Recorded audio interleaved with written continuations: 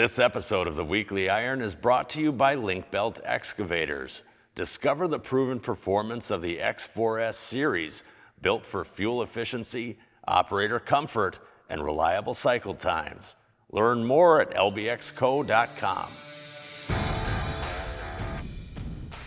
Hey, you made it. It's Friday. Welcome to the Weekly Iron for June 27th.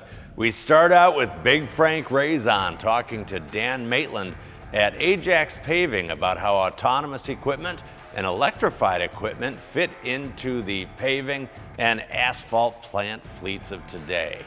We all understand a blown hose or a thrown track, but impurities in fluids are a little harder for some people to wrap their heads around.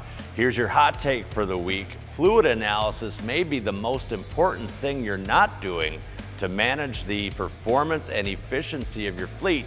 Read the whole story at constructionequipment.com.